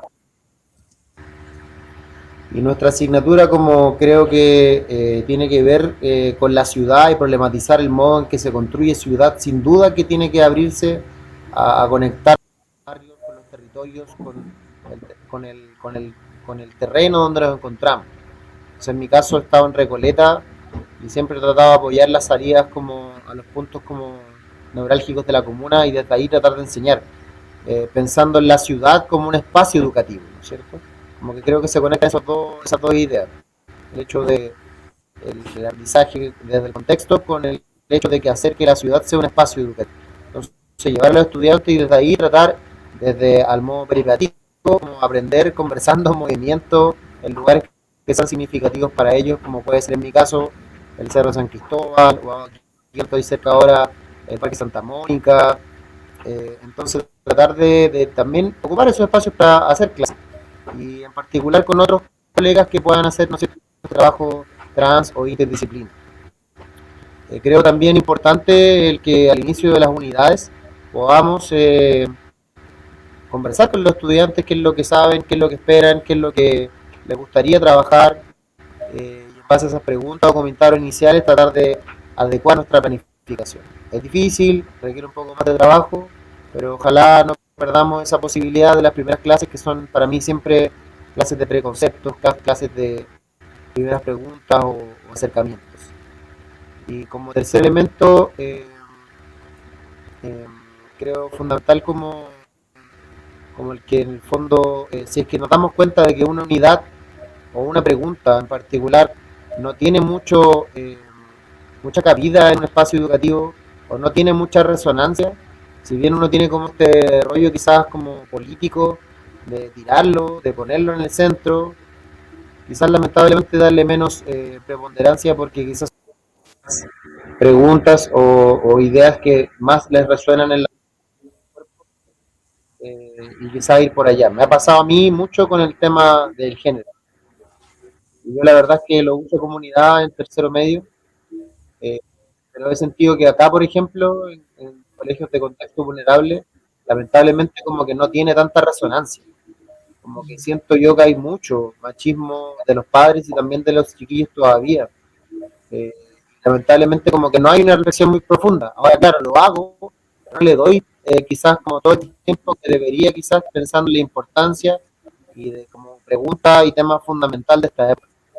O sea, yo creo que uno tiene que mediar entre lo que uno realmente quiere y cree que debe enseñar, con lo que realmente tiene también como mayor posibilidades de feedback, mayores posibilidades de profundización, sin negarse a hacerlo, como darle entonces su espacio según también la resonancia.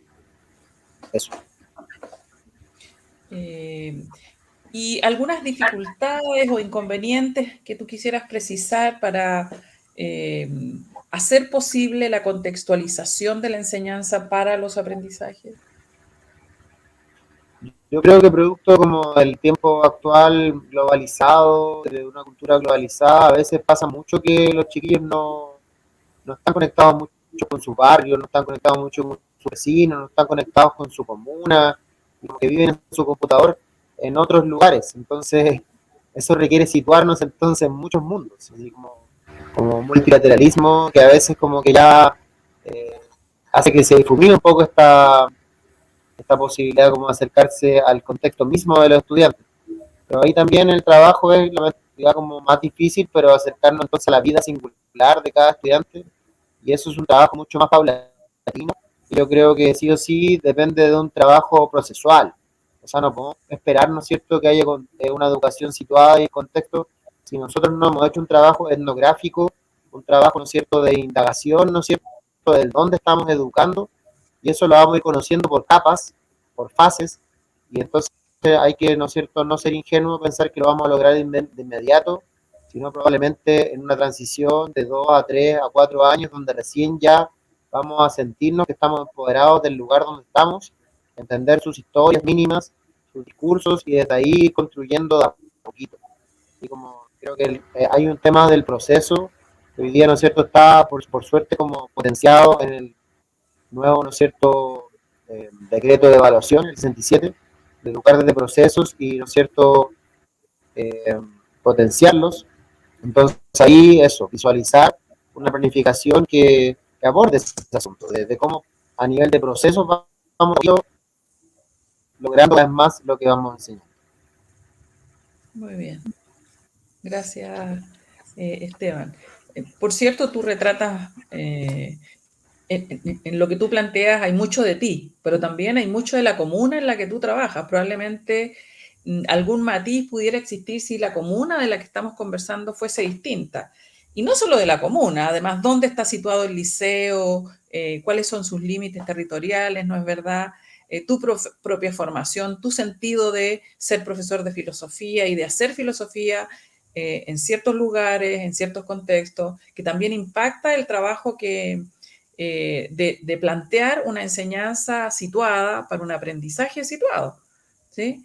No son factores aislados, sino que convergen en cómo tú te planteas como profesor la enseñanza de la filosofía contextualizada, ¿sí? Bien, Fernanda, no sé si tú quisieras acotar algo o vamos con otra pregunta. No, solamente pensé poner un poco en contexto que donde yo trabajo es Las Condes, pero nosotros recibimos muchachos y muchachas de todas las comunas.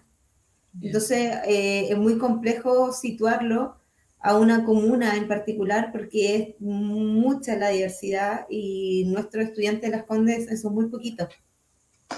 No recuerdo el porcentaje, pero el menos del 10% de los estudiantes. Creo que para situar el aprendizaje, la clave es escuchar al estudiante.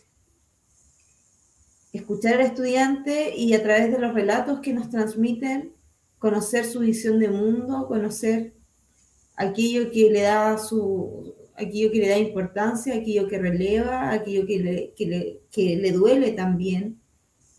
Y eso, como muy bien decía Esteban, requiere de tiempo y requiere de involucrarse. Y en este momento yo siento que aventurar o decir que estamos trabajando, por lo menos en mi caso, desde un aprendizaje situado, sería un poco soberbio. Vamos en vía, sí, vamos escuchando a los estudiantes, vamos tratando de comprender y tomarlo en cuenta y considerándolo en cada una de las actividades que planificamos para ello, pero aún no logramos llegar a ese aprendizaje totalmente situado. Pero estamos en proceso, o sea, no hay que verlo como una meta inalcanzable. Es alcanzable, por supuesto, se requiere tiempo. Y ya mejorando un poquito las circunstancias también nos van a dar otras posibilidades. Ya que la distancia, bueno, como lo dije en la presentación, esta ausencia, estos silencios hacen que sea cada vez más difícil conocer a un otro. Bien, muchas gracias, Fernanda. Colegas, como para ir cada vez cerrando más el conversatorio de hoy, mire, tengo varias preguntas acá, pero quiero focalizarme en una que ha hecho una de nuestras, una de las personas que nos sigue en esta transmisión, que es Natalia Díaz. Ella nos pregunta, ¿qué consejo podrían compartirnos como adultos, adultas, adultes, para poder motivar a los niños y a las niñas en el aprendizaje de la filosofía? ¿Qué podrían compartir ustedes como adultos para motivar en el aprendizaje de la filosofía? ¿Tienen alguna clave? ¿Qué es lo que desde su visión o de su hacer pedagógico y filosófico, qué podrían aconsejar o sugerir? No sé. En una palabra, podría decir que creatividad. Para motivar a los niños en el aprendizaje de la filosofía se requiere motivar la creatividad, se requiere dejarlo aprender, descubrir, asombrarse, indagar, no permitirle que conozca el mundo desde lo que a él le interesa, escucharlo, hacerlos parte. Esa es la verdadera filosofía, el descubrir el mundo, el repensar la realidad.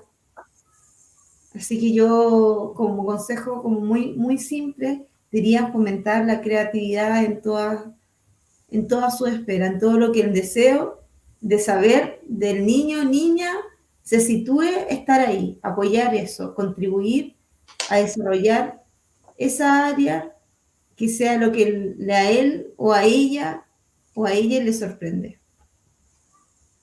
Bien. Magna tarea, por cierto, ¿no? Eso de repensar el mundo, es una magna tarea, pero podemos hacerlo con el paso que tiene la escuela y con un proceso, ¿no es verdad? Creo yo, modestamente, pero requiere tiempo y disposición, ¿cierto? Apertura para repensar eso que damos por sentado. No sé si a Esteban o a Joana quisieran también contribuir con la respuesta.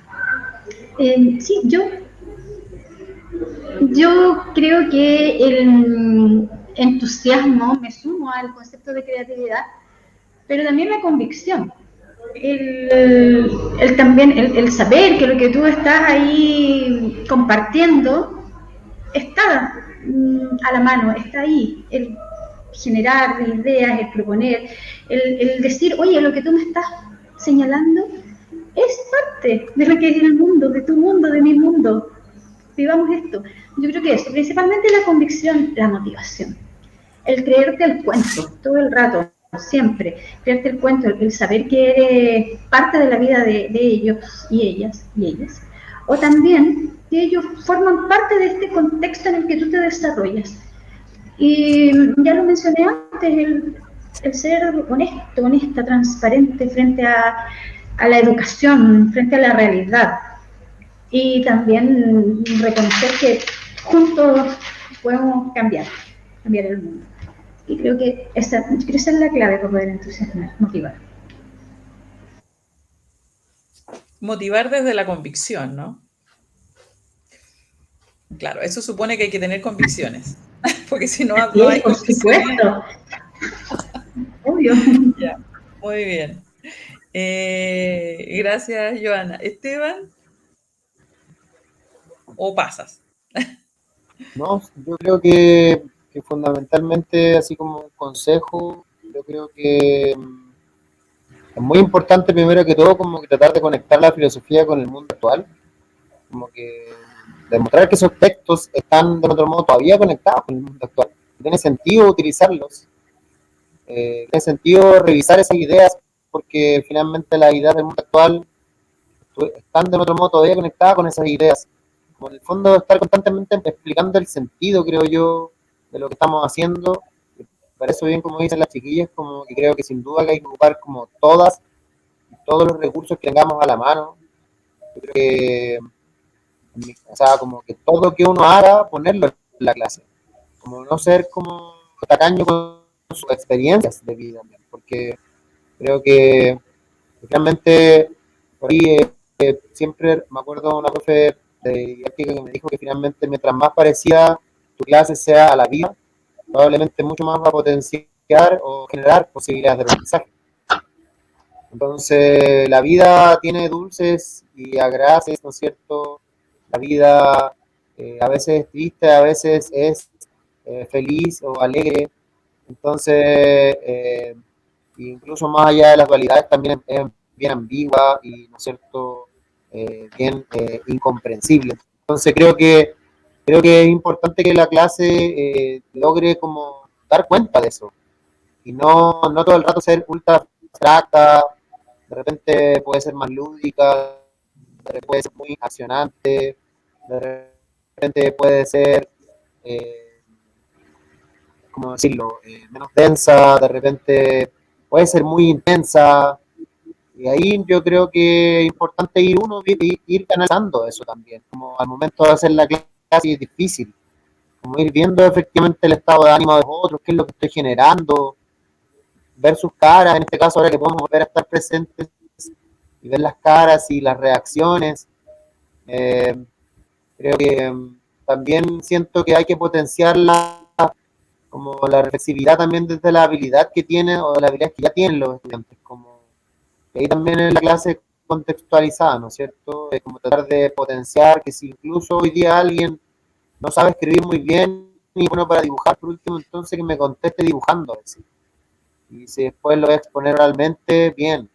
Como un poco adecuarnos igual a también esos aprendizajes, creo yo, y ahí y habilidades particulares, requiere que uno sea bien flexible.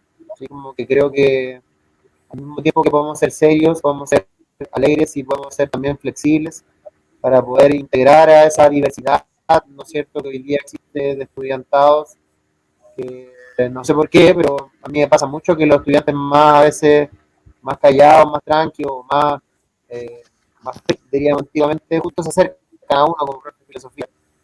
También, bueno, potenciar esos puentes, pero también acercarnos a los que hoy día podrían estar como más normalizados o que hoy día parecieran ser más como estudiantes de liderazgo más clásicos.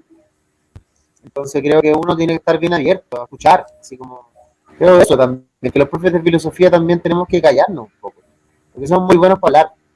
Es una buena onda, ¿sí? Porque en el fondo creo que tenemos mucho que hablar. O sea, podríamos hablar 1000 horas, ¿sí? O sea, Naranjo con alpargata al lado de nosotros.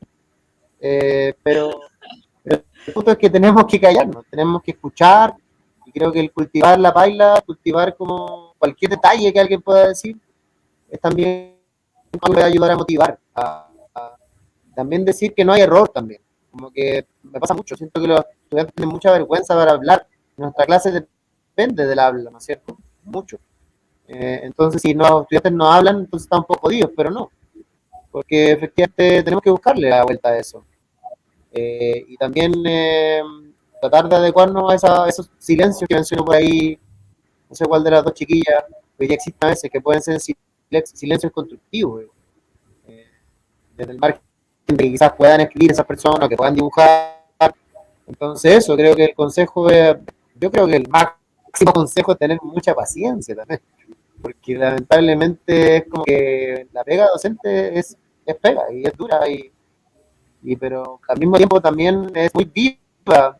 No sé, yo de repente una semana estuvo muy fome, pero 2 alumnos, 3 alumnos me salen con una idea buena y yo me voy feliz para casa. Ahí me he parado, ese es el pago de Chile.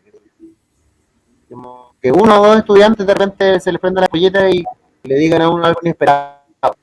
Entonces justamente eso, cómo potenciar también esas lateralidades a veces que no son tan directas hacia los autores.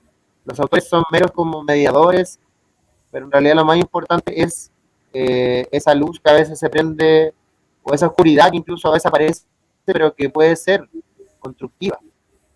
Eh, Eso, creo que no hay receta en todo caso, no existe receta, creo que cada uno se tiene que poner en juego, por ahí como decía otra profe mía también, y realmente ponerse en juego. Eso implica un poco de desnudarse, y ahí también creo que hay un problema que uno tiene que enfrentarse en la vida docente, de hasta qué punto también desnudarse. Porque también tampoco tengo que yo ser un payaso, ni tampoco tengo que ser como mi caso, que sea ultra experiencial y que hable sobre mi vida. Entonces, ahí también es importante reflexionar cuál es el límite que yo quiero poner también para que me puedan conocer los otros.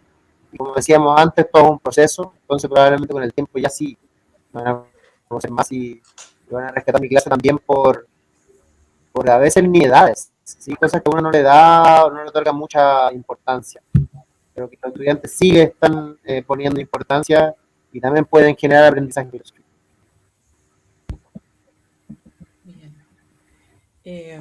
Gracias, Esteban. Yo quisiera recuperar lo que tú señalas sobre el valor de escuchar y a partir del escuchar el dialogar, que es algo que tú pones en juego en la presentación que has hecho.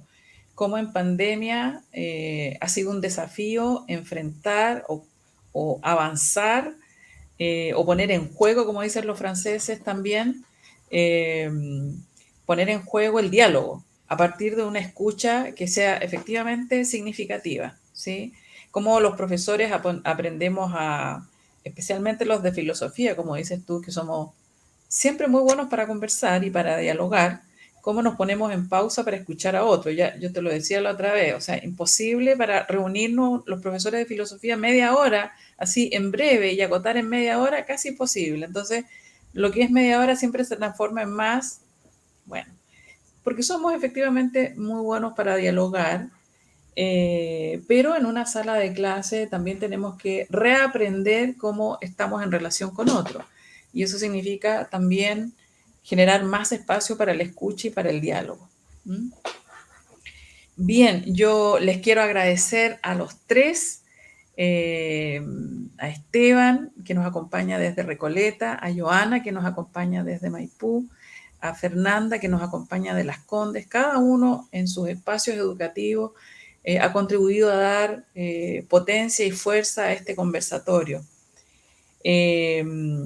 Y para finalizar, porque ya nos estamos despidiendo, estamos casi en la hora, yo quiero agradecer también a quienes se mantuvieron atentos y reflexivos a la transmisión de este primer conversatorio sobre enseñanza de la filosofía en pandemia. Esperamos haber, por cierto, contribuido a la reflexión y a la discusión crítica sobre los desafíos que tiene el ejercicio de nuestra profesión en este complejo contexto. Como Departamento de Filosofía de la Universidad de Santiago de Chile, agradecemos a los expositores también, ya como departamento y no solo como Marcela Quevedo, que amablemente nos compartieron sus experiencias, pero sobre todo los desafíos que ha presentado para cada uno este contexto y enseñar en este contexto y avanzar en los aprendizajes de los estudiantes en este contexto y compartir también los aprendizajes que han tenido en este tiempo. Ya vamos a cumplir, estamos al cierre del segundo año escolar en pandemia.